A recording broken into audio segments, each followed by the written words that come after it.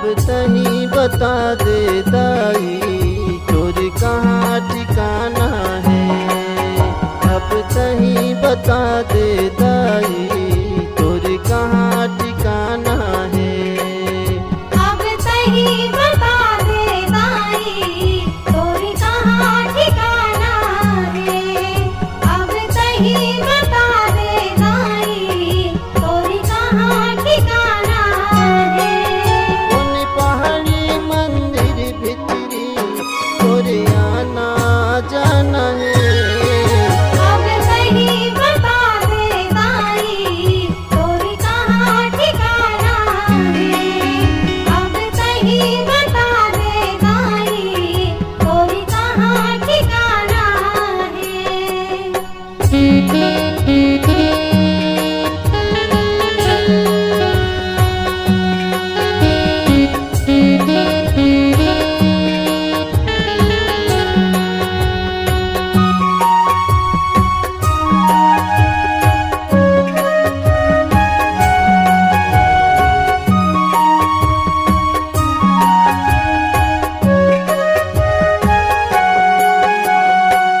गोरिया गोरा करत करत कति को बेरा पहागे।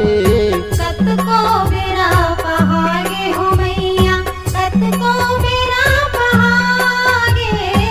अब आही तब आही देखत आँखी पतरागे।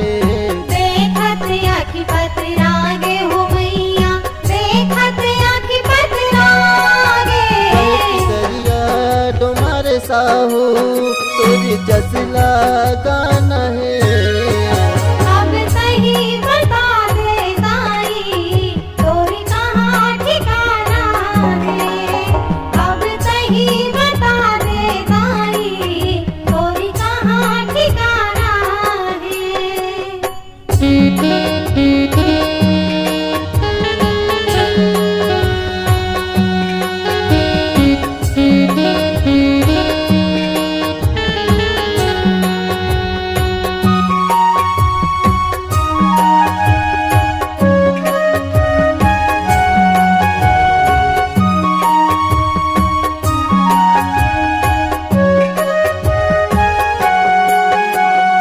नौ दिन पर तय आए उदाई जगर बगर निकलागे। जगर बगर निकलागे हो दाई, जगर बगर निकलागे।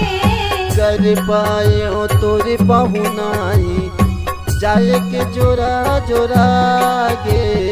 जाए के जोरा जोरागे हो दाई, जाए के जोरा जोरागे। टिकली चोरी मुंदरी जोरा जोराना है। अब तही बता दे दाई तोर कहाँ ठिकाना है।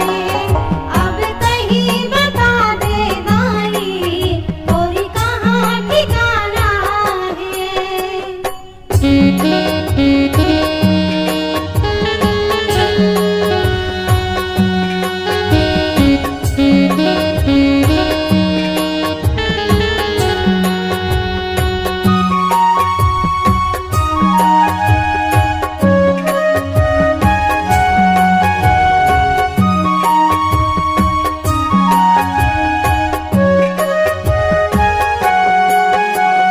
पावन धाम धनोरल दाई जब तय सगुरी नहावे।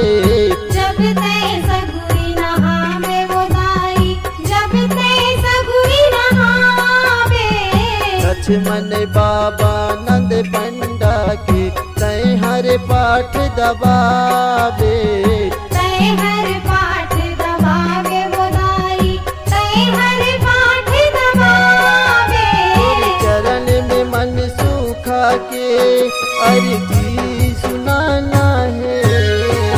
अब तही बता दे दाई तोर कहाँ ठिकाना है।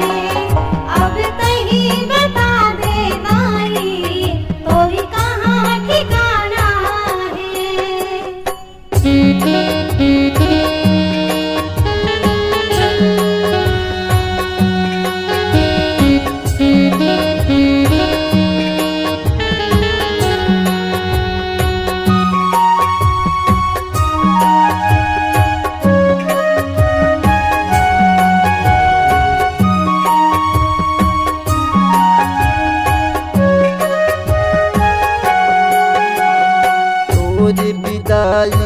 बड़े दुखदाई अंतस मोर चुरत है।